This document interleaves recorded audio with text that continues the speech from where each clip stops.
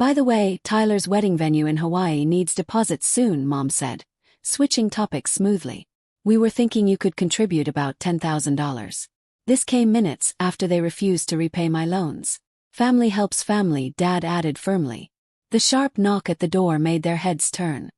Has your family ever looked you in the eye and demanded you fund their lifestyle while actively ignoring your own struggles? Drop a comment below. I read every single one. I drove home via Uber because my car was dead in the driveway, the transmission blown, a $4,000 repair I couldn't afford. The irony was suffocating. My parents had just asked me to co-sign a $20,000 loan for Hudson's brand launch party while telling me that fixing my car, the vehicle I needed to get to the hospital for my 12-hour shifts, wasn't their problem. I sat in the back of that car, watching the Atlanta suburbs blur past, and I didn't cry. I didn't scream. I just felt a cold, clinical detachment settle over me. It was a familiar feeling, one I usually reserved for the ER when a patient was crashing. Assessment. Fiction. I thought about the last 10 years. The rental of love, as I'd come to call it in my head, started small. Paying for groceries when Mom forgot her wallet. Covering Hudson's phone bill because he was between ventures. Then it grew. Funding family vacations to Cabo that I wasn't invited to because I had to work. Paying off Dad's emergency credit card debt that turned out to be for a new set of golf clubs. I'd been conditioned to believe this was normal. That love was a transaction, and I was the one paying the subscription fee. It's a trap, really. The trap of normalized cruelty. You start to believe that your utility is your only value. That if you stop paying, you stop mattering. You become a resource, not a person. A utility bill that walks and talks. When I got home, I walked into my small apartment. It was clean, quiet, and empty. I sat down at my kitchen table and pulled out my laptop. I needed to see the damage. I applied for a small personal loan online. Just enough to fix the car. Denied. I frowned. That couldn't be right. I had a perfect payment history. I tried another bank. Denied. Reason. Debt-to-income ratio too high. My heart started to pound, a slow, heavy thud against my ribs. I pulled my full credit report. And there it was. A line of credit I didn't recognize. Opened 3 years ago. Limit. $65,000. Balance. $64,980. I stared at the screen. The address listed on the account wasn't mine. It was my parents' address. The email associated with it was a variation of Hudson's name. I didn't scream. I didn't throw the laptop. I went into nurse mode. I needed vitals. I needed data. I called the bank's fraud department. The woman on the phone was kind, apologetic. She offered to send me copies of the original application documents. Please, I said, my voice steady. Email them now. When the PDF arrived, I opened it. I saw my name, my social security number, my old address. And then I scrolled down to the signature page. It was a forgery, obviously. Clumsy one. But my eyes were drawn to the bottom of the page, to the notary stamp. Witnessed and notarized by Douglas J. Vance. My father. The room spun. It wasn't just Hudson. Hudson was lazy. He couldn't have pulled this off alone. My father, a licensed notary, had stamped the document. He had witnessed the forgery. He had legally validated the theft of his own daughter's identity to fund his son's lifestyle. This wasn't just financial abuse. This was a conspiracy. My parents hadn't just turned a blind eye. They were the architects. Closed the laptop. The grief I expected didn't come. Instead, there was a terrifying clarity. The patient was septic. The infection was systemic. And it was time to cut it out. I hired Sloan the next morning. She wasn't a family lawyer who mediated custody disputes. She was a fraud litigation attorney who specialized in white-collar crime. Her office was glass and steel, and she looked like a shark in a silk suit. I laid the documents on her desk. The credit report. The forged application. The notary page with my father's stamp. Sloan didn't gasp. She didn't offer sympathy. She leaned in, her eyes scanning the signatures with predatory focus. "This is federal," she said, her voice cool.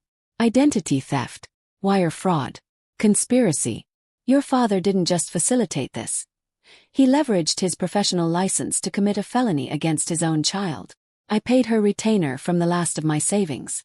It was an investment in my freedom. 2 days before the disciplinary meeting my father had summoned me to, I drove to their estate to pick up my mail. I still hadn't changed my address, a mistake I was correcting. I parked down the street and walked up the long driveway. The house was massive, a monument to their ego, with manicured hedges and a fountain that cost more than my annual rent. I let myself in quietly. I could hear my mother's voice drifting from the sunroom. She was on the phone. "Oh, I know, Linda. We're just heartbroken," she was saying, her tone dripping with performative sadness. "Savannah is. Well, she's having a bit of a mental break. The stress of the job, I think. She's become so jealous of Hudson's success. We're trying to get her help, but she's just so hostile." I froze in the hallway. The whisper campaign. They were already planting the seeds. They knew I might fight back, so they were discrediting me preemptively, painting me as the unstable, jealous sister so that if I spoke up, no one would believe me. Any lingering flicker of guilt I had, that tiny voice asking if I was being too harsh on my own flesh and blood, snuffed out instantly. They weren't protecting the family. They were protecting the brand. And I was the liability they were preparing to write off. I walked out without getting the mail. I didn't need it. I had everything I needed. As I got back to my car, my phone buzzed. A direct message on Instagram. It was from Bella, Hudson's ex-fiancée. They had broken up 3 months ago, abruptly. "Hey Savannah," the message read. "I heard through the grapevine that Hudson is launching a new venture. Please tell me you aren't funding it." I stared at the screen, then typed back. "Why do you ask?" A moment later, 3 screenshots appeared. They were text messages from Hudson to Bella, dated 6 months ago. "Just put the ring on the card," Hudson had written. "My sister's credit line has a $50,000 limit. She never checks it. Parents said it's fine as long as I make the minimums." I felt the bile rise in my throat. He had bought an engagement ring with my identity, and he had bragged about it. "He's a parasite, Savannah," Bella wrote. "Don't let him bleed you dry." I saved the screenshots and forwarded them to Sloan. "Add this to the pile," I texted. Sloane's reply came back in seconds. "Received. This is the nail in the coffin. See you Sunday." Sunday arrived with a gray, oppressive sky. I drove to the estate at noon. The disciplinary meeting was scheduled for 12:30. I walked into the house. The air conditioning was set to a frigid 68 degrees. I went straight to the library. It was a room designed to intimidate, lined with mahogany bookshelves filled with books nobody read. Douglas and Sandra were seated in their high-backed leather wing chairs, like a king and queen holding court. Hudson was leaning against the marble fireplace, swirling a glass of scotch, looking bored. "Sit down, Savannah," my father said, not looking up from his iPad. I remained standing. "We need to discuss your attitude," my mother began, smoothing her skirt. "You've been distant, unsupportive.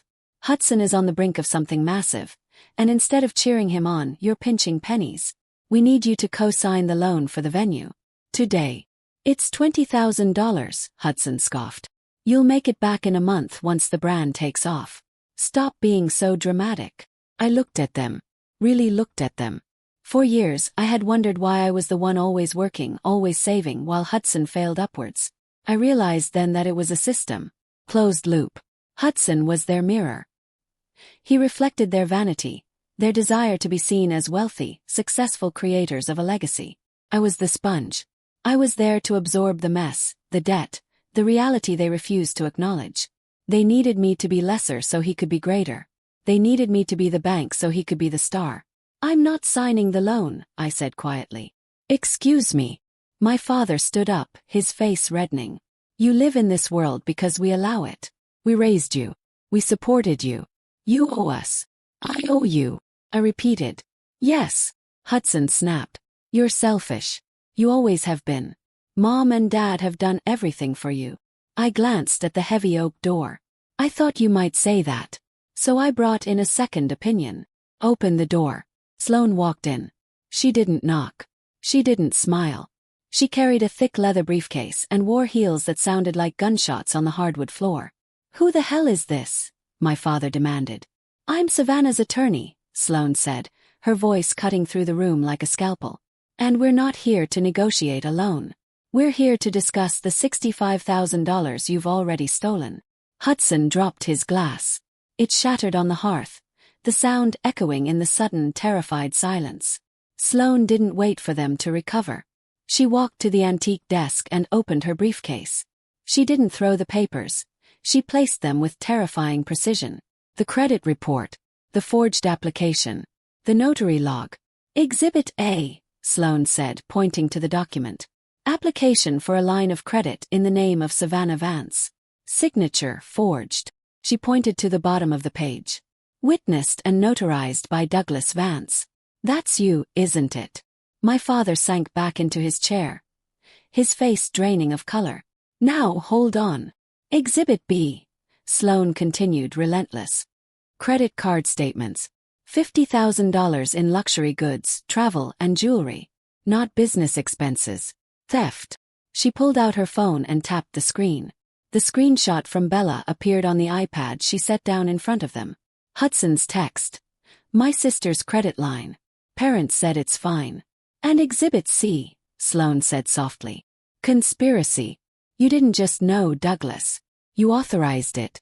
You notarized a crime. My mother let out a strangled sob. We were going to pay it back. It was a bridge loan. Hudson just needed time. It wasn't a loan, I said, my voice steady. I didn't agree to it. I didn't sign it. You stole my identity. You ruined my credit score so Hudson could play pretend. This is a federal offense, Sloane stated, looking directly at Hudson. Identity theft, wire fraud, bank fraud. The sentencing guidelines for the amount stolen suggest 3 to 5 years in federal prison. For each of you. Hudson looked at our parents, his eyes wide with panic. You said it was okay. You said she wouldn't find out. Shut up, Hudson, my father roared, but his hands were shaking. I've already prepared the filing for the police report, Sloane said. And the complaint for the state licensing board regarding your notary commission, Douglas. We can file these this afternoon. Or we can discuss terms. Terms? My father whispered. We're family. No, I said. Family protects you. You preyed on me. I want my money. All of it. Today. We don't have that kind of cash liquid, my father stammered. The market is down. Our assets. Then sell something, Sloane said coldly. Sell the cars. Sell the boat. Sell this house. I don't care. If Savannah isn't made whole, principal plus interest plus legal fees, by the end of the week I file the charges. And Hudson goes to prison. The silence that followed was heavy, suffocating. The arrogance was gone. The masks had fallen. They weren't the powerful patriarch and matriarch anymore. They were just criminals who had been caught. Fine, my father croaked. We'll make some calls. Good, I said. And one more thing. I'm severing all ties. Legal, financial, personal. You don't contact me. You don't speak about me. If I hear one more whisper about me having a mental break to your friends, Sloane files the defamation suit too. I turned to leave. Hudson was crying now, silent, pathetic tears. My mother wouldn't look at me. Goodbye, I said. Sloane packed up her briefcase, snapped it shut, and followed me out. We walked out of the house, into the humid Atlanta air. 6 months later the check cleared. They had to sell the vacation home in Highlands to cover it. Hudson took a plea deal for a misdemeanor to avoid jail, but he has a record now. His startup dissolved. I used the money to put a down payment on a small bungalow in a quiet neighborhood. Has a garden. I sat on my back porch yesterday watching the fireflies come out. I thought about biology. About blood. We're taught that blood is a binding contract, that shared DNA is a suicide pact you can't exit. But it's not. You can cut the bloodline. You can cauterize the wound. Hurts, yes. But it's the kind of hurt that heals, not the kind that festers. I am not a bank. I am not a resource. I am a daughter who saved herself. If this story resonated with you, hit that like button and share it with someone who needs to hear it. Remember, you aren't abandoning your family when you cut ties. You're saving yourself. See you in the next video.